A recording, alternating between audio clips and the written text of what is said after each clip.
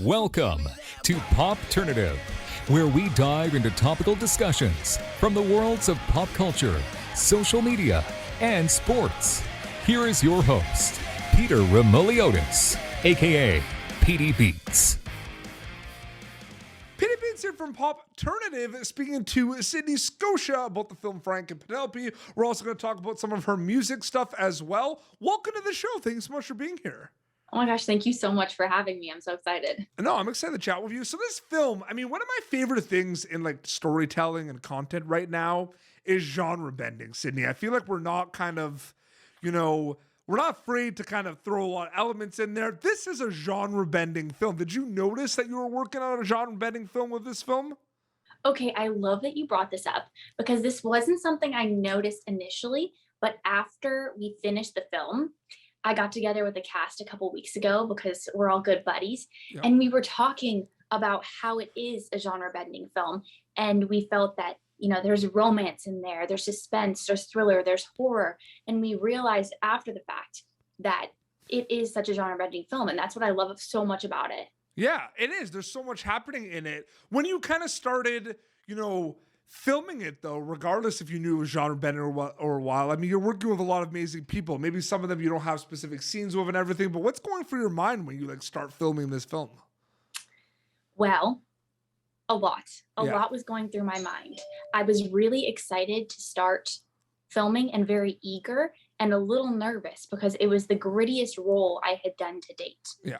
It was very thrilling. And I watched a lot of thrilling movies and suspenseful movies to get into the vibe. And we're in this small town called Terlingua, and we're 12 miles from the Mexican border and nobody's there. So it was really easy to get into the zone and get really focused.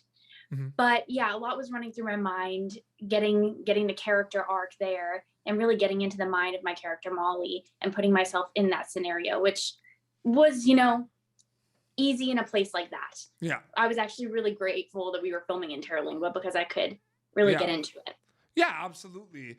For people that, it's always tough doing interviews like this because we don't want to spoil a lot. What can you tell us about the film? What can you tell us about your character without getting into kind of a lot of the big details a little bit, Sydney?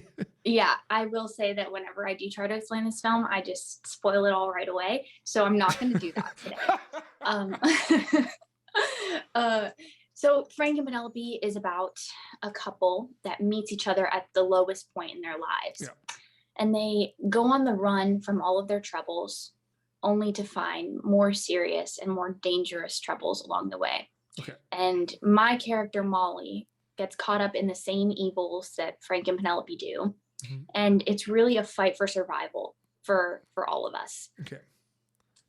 That's great. Yeah, because I've done interviews. The hardest thing was I was interviewing some people from the cast of Stranger Things that were coming out, and it was just so hard because I couldn't say anything, and it was it wasn't even what can we say? If you're my friends or my family, you know the entire plot by now, and you might as well.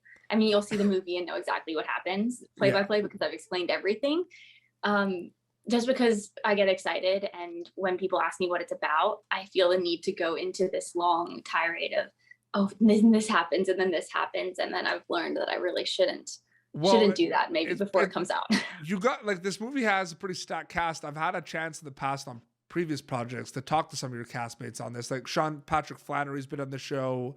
And I also talked to Lynn Shay, who's in this movie. Yeah. Who's a legend. A legend. They're all legends. Yeah, I know. It's pretty crazy.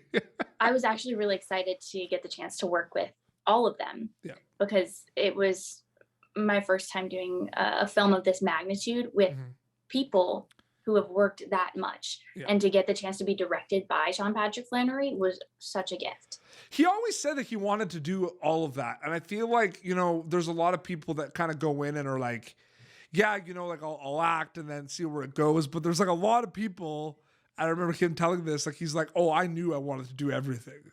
I had I had it in my mind. I wanted to act, I wanted to direct, I wanted to do it all. And I'm he's incredible. He has such a creative vision that I don't see how he could just do the one thing just because he has the overarching vision for everything. So Well, I'm like- sure when he was acting and things, he knew what he wanted to see. Yeah, but let's be honest. You're also you do music as well. You're a musician as well. I mean, you see that too with the even like just kind of like the marketing of the songs. Like you have a new song out, you naturally have to do like everything. Like Okay, this is the thing. This is the thing about being an artist and an independent artist. It's just such a saturated market right now that you do have to do everything, be able to market your product, and if you're a creative, you can't just stay in the creative lane anymore. It seems like No. you can. It is possible. Anybody can do anything. But yeah, I'm still finding my footing with marketing my songs, and because music has always just been such a big passion of mine. Yeah, that absolutely. I would send it out and hope for the best. But now with all these different social media platforms, there is the chance to market your own product, which is kind of cool. Well, because you had a song released recently. When did it come out? Like your latest single? So I had a single come out in April. Okay. So last month, called "Don't Get So Close," Yes, and then I have a okay. single coming out next week in Oh May my goodness. called "Bad Company." So this is good timing for the interview then. Couldn't have been better timing. Perfect. Did you always know you were going to do both, acting and music, or did it just happen? No, not at all. Yeah. I grew up a competitive dancer, and so we were dancing 6 hours a day every day after school. I always got a note saying that I don't have to participate in school sports because I was dancing every day. Yeah. And on weekends we were at dance competitions. And then acting came along. There was an acting class at my dance studio, and from there I kind of fell in love with acting. Yep. And then I went into behind the camera, started directing and producing. Wow. And then music came actually last. During my first show, Some Assembly Required, we would get the chance to perform for our live audience on Friday nights. And I would go up and sing covers, and the cast and I were all really close. So we would go up and prepare a little something for the audience. And that's kind of when I started getting passionate about music. And then I started writing my own music from there. So around 17, 18.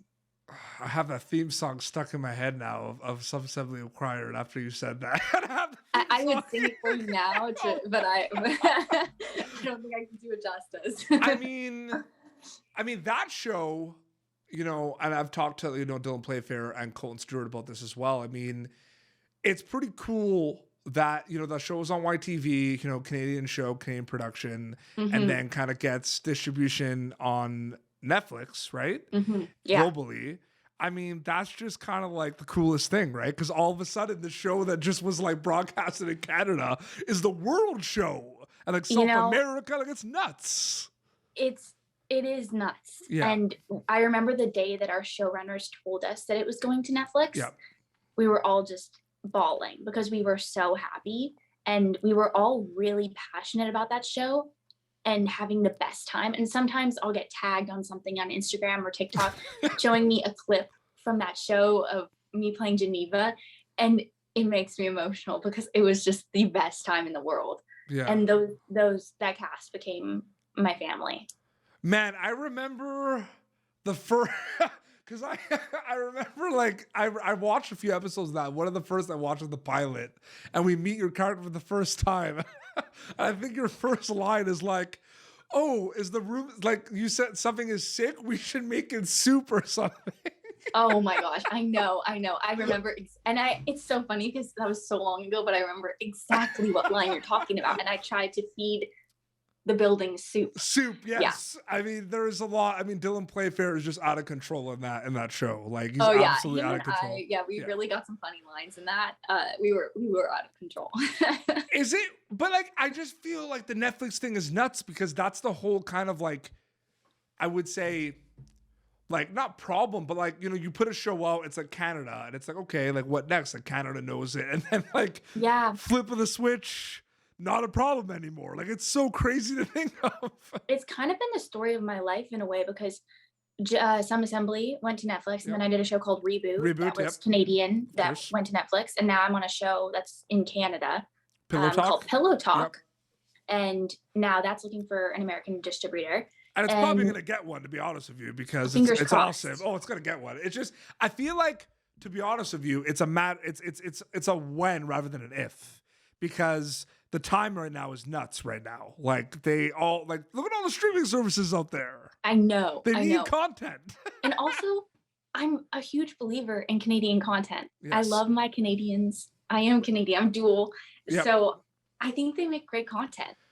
They do. A lot of things shoot in Canada as well that are not Canadian. They're American. Like a lot of Netflix shows, a lot of Prime shows. Some people don't know that all your favorite shows shoot in Canada. Not all of them. But there's a lot of things people know. People think they know a lot about, like people think they know a lot. Let's be honest. It's true. When I moved up to Canada to shoot the first show, my friends said, "Oh, that's so nice. You'll be close to your family." And my family lives in Nova Scotia, and it couldn't be farther. Yeah. So Canada is something. I don't know. Growing up in America, we never learned a lot about Canada in school. Yeah. No, that's a thing. Oh yeah. No, absolutely. It's so true. But I think people sometimes find like they know I'm Canadian from my voice sometimes, and they hear like I did an interview recently with someone, and mid-interview they were like, "You're Canadian because you just said A." Anyway, moving on. I was like, "Oh my god." Yeah, people can spot it real quick. It's either A or sorry. Yeah, no, exactly. Is being a storyteller these days kind of overwhelming in the regards to like there's so much to do? Like we talked about like with music and with a lot of things, like there's a lot to do. You know what I mean? Like it's a crazy world in terms of like auditioning, doing self-tapes, recording, producing. Like it's a lot, right? I feel like. Yeah. When you say it like that, it definitely makes me overwhelmed. But I feel like sorry. No, but you're right. But it really just is. You can only take it day by day and put one foot in front of the other, and go from project to project, doing and fulfilling your role. Yeah. In anything. And storytelling is so fun, and feel like very privileged to be able to do this. Yeah. So it's just one step at a time. I feel like with anything, with any career, just working your way up day by day. I always get, because we started as kind of like a podcast, and then we kind of just became like a global media outlet, and it's so crazy. And the two things people always ask me like advice about interviews and stuff, and like the biggest advice that I can give to people, and I feel like you can kind of link this to like music and a lot of things as well, but the big things for me is know what you're getting yourself into is a big one. Because it's not going to be glamorous all the time. It's going to be a lot of hard work. It's going to be a lot of no's when you're hoping they're yeses. Like it's a lot of rejection. Like know what you're getting yourself into, but also understand that things change, ideas change. You know what I mean? You might have kind of a way you want to do certain songs a certain way, but then it's like, no, it's not going to be like this. It's going to be another way. Like it's going to, the landscape's going to change, and you have to understand what like industry like you're getting yourself into.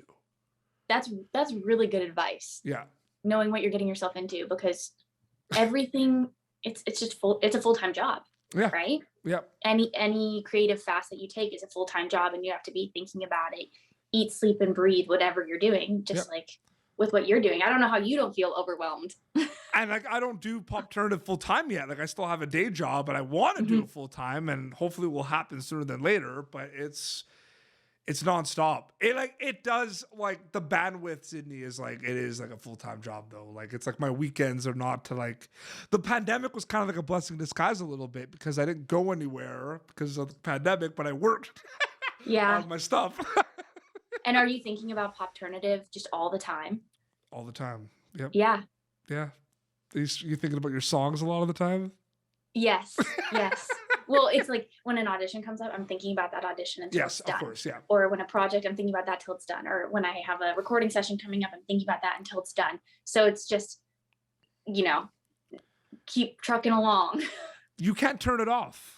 No, you can never turn it off. I mean, and that's with any industry, I feel like.